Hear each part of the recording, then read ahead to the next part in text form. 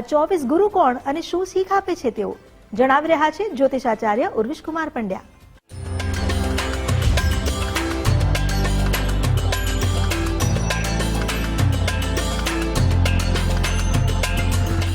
ओम दिगंबराय विद्महे योगीश्वराय धीमहि तन्नो दत्तः प्रचोदयात. नमो नमः. તમારા બધાનું સ્વાગત કરું છું આધ્યાત્મિક મહાશક્તિમાં. આજે દત્ત જયંતિ, ભગવાન દત્તાત્રેયની આરાધનાનો ઉત્તમ દિવસ.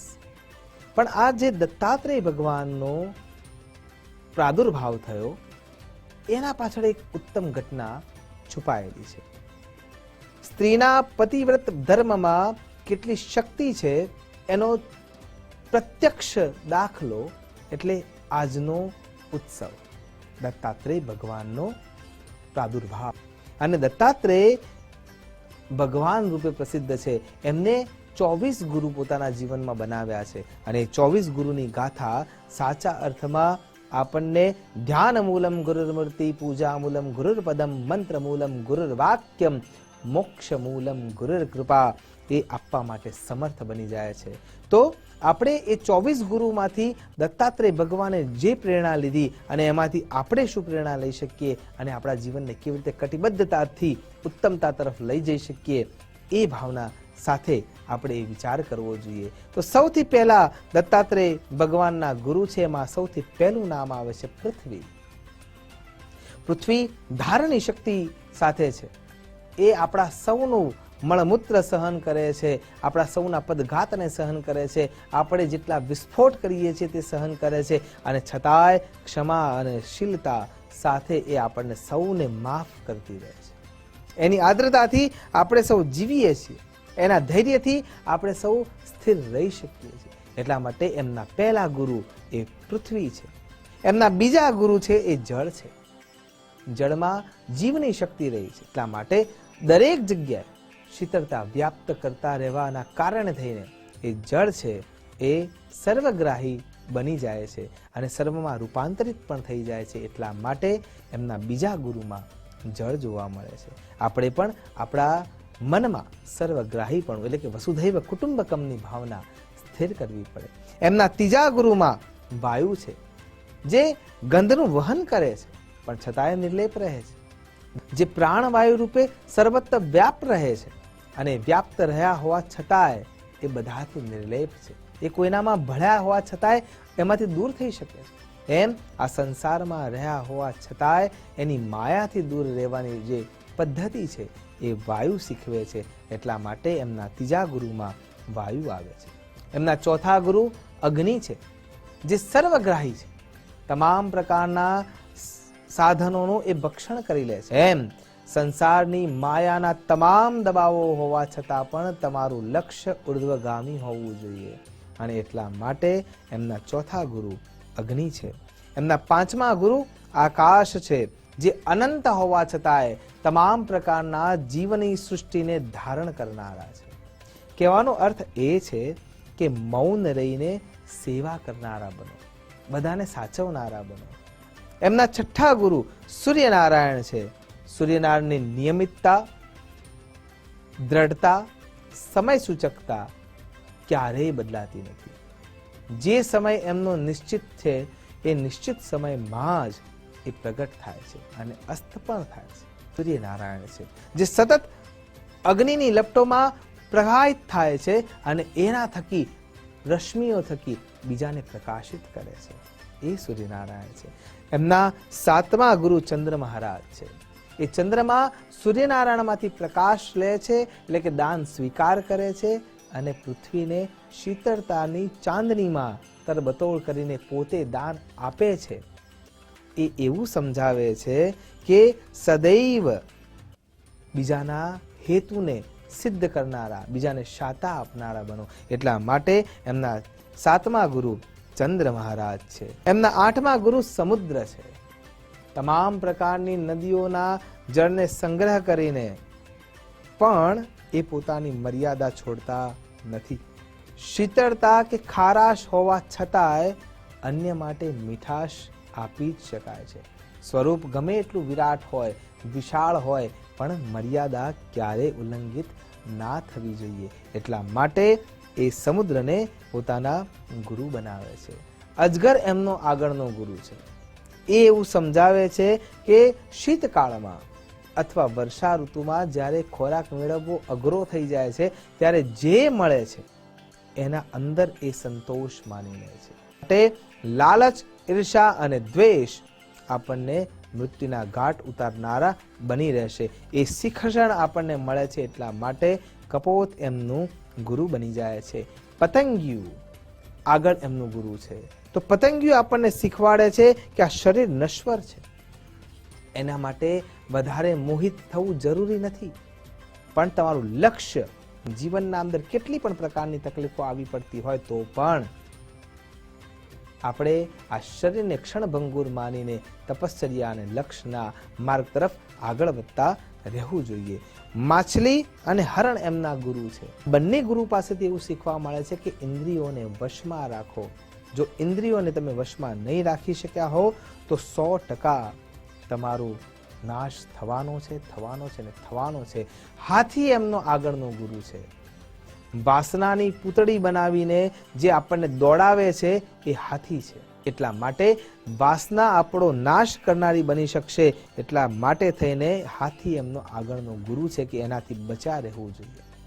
મધમાખી અને મધુહા એમનો આગળનો ગુરુ છે. એવું સમજે છે કે આત્માનો મુખી થવાની જગ્યાએ સ્વાર્થી થવાની જગ્યાએ પરમાર્થી થાય. એમના આગળના ગુરુમાં ફુરર પક્ષી છે.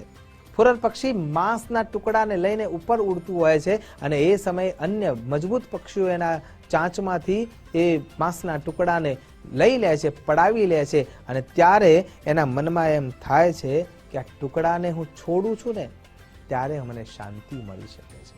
અને જો ખરા અર્થમાં શાંતિ જોઈતી હોય તો અંદરના ષડરીપુઓને છોડવા પડશે અને તો જ તમને શાંતિ મળી શકશે. એમના આગળના ગુરુ છે સર્પ. ઉદ્દંડતા, દૃષ્ટતા અને વિષતા જેનામાં છે એનું પરિણામ એને એકલતામાં રહેવું પડે છે. આગળના એમના ગુરુ છે બાળક.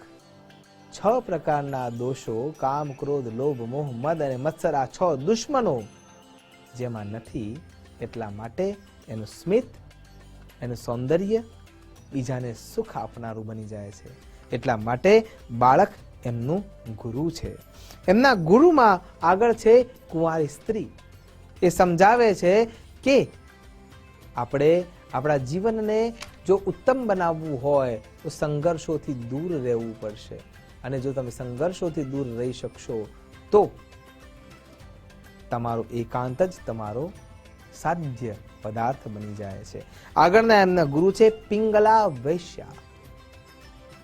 સ્ત્રી જ્યાં સુધી યુવાન હતી ત્યાં સુધી એ ઉપભોગનું સાધન થઈ ગઈ હતી, પણ જેમ જેમ એના શરીરની સુંદરતા નષ્ટ થવા લાગી એમ એમ એની પાસેથી તમામ પ્રકારના વ્યક્તિઓ દૂર થવા લાગ્યા અને એને આ ભવ અને પરમાર્થનો ભવ બંને બગાડી દીધો. એટલા માટે એ તિતિક્ષાના ભાવથી એ એમની ગુરુ બની જાય છે. લુહાર એમનો આગળનો ગુરુ છે.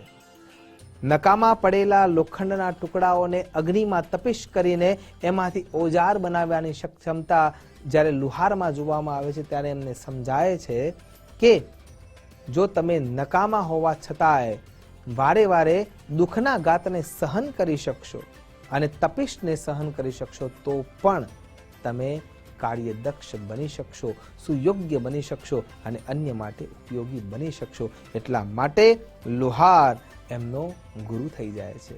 એમના આગળના ગુરુમાં આવે છે કરોડિયો. એ કરોડિયો એમનો ગુરુ એટલા માટે બને છે કે કરોડિયો પોતાના થૂંકથી જે જાળું બનાવે છે એ જ જાળાને એ પાછો ખાઈ પણ શકે છે ને એ સમેટી પણ શકે છે. એટલે કદાચ કડવાશના કારણે સંબંધો બગાડ્યા હોય તો એને સુધારવાનું પણ આપણા જ હાથમાં છે અને એ ઝાડાનો પૂરેપૂરો કંટ્રોલ એ કરોડિયાના હાથમાં હોય છે. એટલા માટે એ કરોડિયો એમનો ગુરુ બની જાય છે. એમના આગળનો જે ગુરુ છે એ છે ભૃંગી કીડો. એ ભૃંગી કીડો એ ઈયળને ઉપાડીને વારે વારે એના કાનમાં એક જ વાત કરે છે કે તું પણ ભૃંગી છે, તું પણ ભૃંગી છે, તું પણ ભૃંગી છે અને એને પણ પોતાના જેવો બનાવી દે છે. અને આશ્ચર્યની વાત એ છે કે એને પણ પાંખો આવવા લાગે છે. એટલે કહેવાનો અર્થ એ છે કે તમારું તાદાત્મ્ય એક સદાય, તમે એક જ લક્ષ્ય તરફ દોડતા હો તો તમારા ઈચ્છાની અનુસાર તમે એને પ્રાપ્ત કરી શકો છો અને બીજાને પણ એવા બનાવી શકો છો. એમના આગળનો ગુરુ છે ભમરો. એ ભમરો એવું શીખવાડે છે કે રાગ મોહ અને વાસનાઓના કારણે થઈને જ્યારે હું કમળમાં બેસી જાઉં છું, હું લોખંડના અંદર સાર પાડીને અંદર રહી શકું છું, પણ એ રાગના કારણે થઈને કમળની પાંદડીને વિંધી શકતો નથી. એટલા માટે વાસના પણ આપણનો નાશ કરનાર બની રહે છે. એટલે એમનો ભમરો જે ગુરુ છે એ શીખવાડે છે કે વાસના જીવનનો નાશ કરનારું બની રહેશે. અન્ય જગ્યાએ એમના બીજા ગુરુ પણ જોવા મળે છે અને એમાંથી એક ગુરુ છે કાગડો. કાગડો છે એ સર્વભક્ષી એટલા માટે બની ગયો છે કેમ કે એને કોઈના ઉપર ભરોસો નથી, અને કોઈના ઉપર ભરોસો ન હોવાના કારણે થઈને ધૂર્તતા કરવાના કારણે થઈને એને લોકો દૂર કરે છે અને એને અભક્ષ્ય ખાવું પડે છે. એનાથી આગળ એમના ગુરુ છે યમ મહારાજ, જે મૃત્યુ પછીનું જીવન જીવવા માટે ક્ષમતા આપે છે એ યમ મહારાજ છે. અને એટલા માટે થઈને યમ મહારાજ પણ એમના ગુરુ છે. આમ ભગવાન દત્તાત્રેય જે 24 ગુરુઓ પોતાના જીવનમાં બનાવ્યા છે એ તમામ પરથી એક અલગ પ્રકારની પ્રેરણા આપણને મળે છે, અને એ પ્રેરણા જો આપણે આત્મસાત કરી લઈએ તો જીવન આપણું ઉત્તમ બની શકે છે. આશા કરું છું ભગવાન દત્તાત્રેય ગુરુર બ્રહ્મા ગુરુર વિષ્ણુ ગુરુર્દેવો મહેશ્વર ગુરુર સાક્ષાત પરબ્રહ્મા તસ્મૈ શ્રી ગુરવે નમઃ એ આપણા ઉપર અનન્ય કૃપા વરસાવે અને આપણે સદમાર્ગ તરફ આગળ વધી શકીએ એ જ અભ્યર્થના સાથે નમસ્કાર. અસ્તુ સદા શિવોહમ. નમો નમઃ.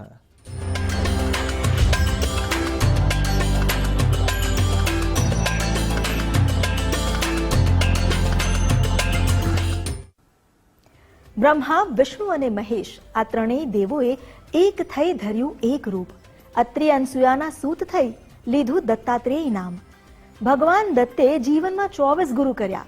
એ જ સમજાવે છે કે તેઓ કેવા સહિષ્ણુ છે. એટલે જ તો પોતે પણ ગુરુ મહારાજ કહેવાયા. પાદ વલ્લભ દિગંબરા શ્રી ગુરુ દત્ત મહારાજ. દત્ત મહારાજની કૃપા થકી આપણે સૌ ઈશ્વરીય સત્યને પામી શકીએ એ જ પ્રાર્થના સાથે હવે કરીએ સમાપન. આવતીકાલે ફરી મળીશું અન્ય આસ્થા સ્થાન સાથે. ત્યાં સુધી મને રજા આપશો. નમસ્કાર.